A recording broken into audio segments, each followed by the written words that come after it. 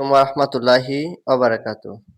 আমি মোহাম্মদ ইয়াসিন মজুমদার মামুনস টিউটোরিয়ালের পক্ষ থেকে আপনাদের স্বাগতম। আজকে আমরা আলোচনা করব রসায়নের একটি গুরুত্বপূর্ণ টপিকস নিয়ে। টপিকসটা হলো আয়নিক বন্ধন। আয়নিক বন্ধন কি এবং আয়নিক বন্ধন কিভাবে গঠিত হয়? আয়নিক বন্ধন কিভাবে গঠিত হয় তা আলোচনা করার আগে সর্বপ্রথম আয়নিক বন্ধনের সংজ্ঞাটা জেনে নেওয়া যাক। আয়নিক বন্ধনের সংজ্ঞাটি হচ্ছে ধাতু ও অধাতুর মধ্যে বিক্রিয়ার সময় ধাতু পরমাণু তার সর্বশেষ শক্তিস্তর থেকে এক বা একাধিক ইলেকট্রন ত্যাগ করে ধনাত্মক আধানযুক্ত আয়নে পরিণত হয় এবং অধাতু পরমাণুসমূহ তাদের সর্বশেষ শক্তিস্তরে এক বা একাধিক ইলেকট্রন গ্রহণ করে ঋণাত্মক আধানযুক্ত আয়নে পরিণত হয়। বিপরীত আধানের মধ্যে একটি আকর্ষণ বল কাজ করে। এই আকর্ষণ বলের মাধ্যমে যে বন্ধন সৃষ্টি হয় তাকে বলা হয় আয়নিক বন্ধন। তো আয়নিক বন্ধন আয়নিক যৌগ হিসেবে আমরা আজকে আলোচনা করব সোডিয়াম ক্লোরাইড নিয়ে। সংজ্ঞা থেকে আমরা যে জিনিসটা ক্লিয়ারলি বুঝতে পারছি, আয়নিক বন্ধন গঠিত হতে হলে যে দুইটা উপাদানের প্রয়োজন হবে তার মধ্যে একটি হচ্ছে ধাতু আর একটি হচ্ছে অধাতু। ধাতু এবং অধাতুর মধ্যে আয়ন সৃষ্টি হতে হবে। আয়ন সৃষ্টি হওয়ার পরে তাদের মধ্যে আকর্ষণ বলের মাধ্যমে বন্ধন সৃষ্টি হতে হবে, আর সেই বন্ধনের মাধ্যমে আয়নিক বন্ধন গঠিত করা যায়। এখন আমরা আলোচনা করব কিভাবে আয়নিক বন্ধন গঠিত হয়। এখন আমরা সোডিয়াম নিলাম, যার পারমাণবিক সংখ্যা হচ্ছে 11। ইলেকট্রন বিন্যাসটা দেখি। ইলেকট্রন বিন্যাসটা হচ্ছে 1s2 2s2 2p6 3s2।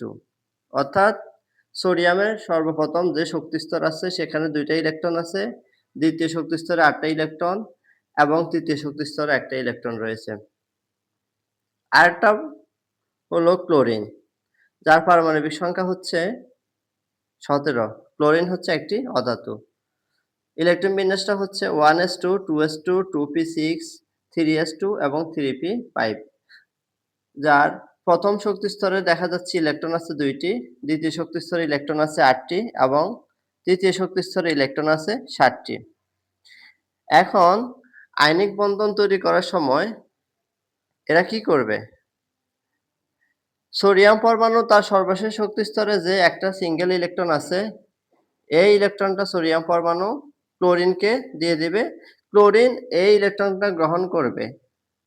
Sodium হবে ধনাত্মক আধানযুক্ত এবং তখন ক্লোরিনটা হবে ঋণাত্মক আধানযুক্ত। সোডিয়াম যখন তার সর্বশেষ শক্তিস্তরে একটা ইলেকট্রন ত্যাগ করে এক একক ধনাত্মক আধানযুক্ত আয়নে পরিণত হয়, তখন সোডিয়ামের সর্বশেষ শক্তিস্তরে এখানে যে 3s ছিল, অরবিটালটা ছিল, সেই অরবিটালটা এখান থেকে বাদ পড়ে গেছে। এখানে এখন 2p পর্যন্ত আছে, আমরা দেখতেছি 1s2 2s2 2p6। ঠিক আছে? যে ইলেকট্রনটা সোডিয়াম ছেড়ে দিল সেই ইলেকট্রনটা ক্লোরিন গ্রহণ করে এক একক ঋণাত্মক আধানযুক্ত আয়নে পরিণত হলো। সেই ক্ষেত্রে সোডিয়ামের সর্বশেষ শক্তিস্তরে যে ইলেকট্রন ছিল 1s2 2s2 2p, এখানে লেখাটা একটু ভুল হয়েছে, 2p6 3s2 3p6। ওকে,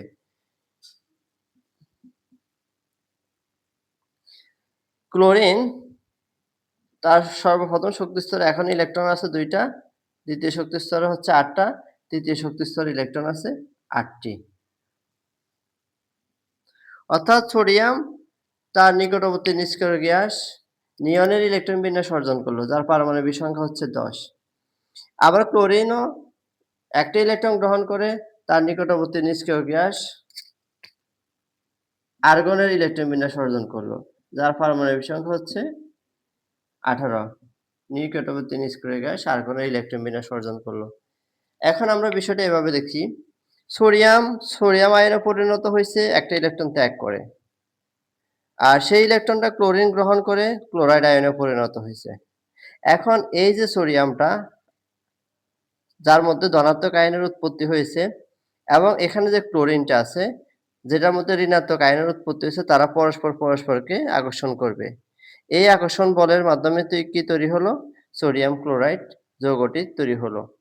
অর্থাৎ একটি আয়নিক যৌগ তৈরি হলো। এই আয়নিক যৌগটা কিসের মাধ্যমে তৈরি হয়? ইলেকট্রন আদান-প্রদানের মাধ্যমে। কখনো ইলেকট্রন শেয়ার এ কথা এখানে বলা যাবে না।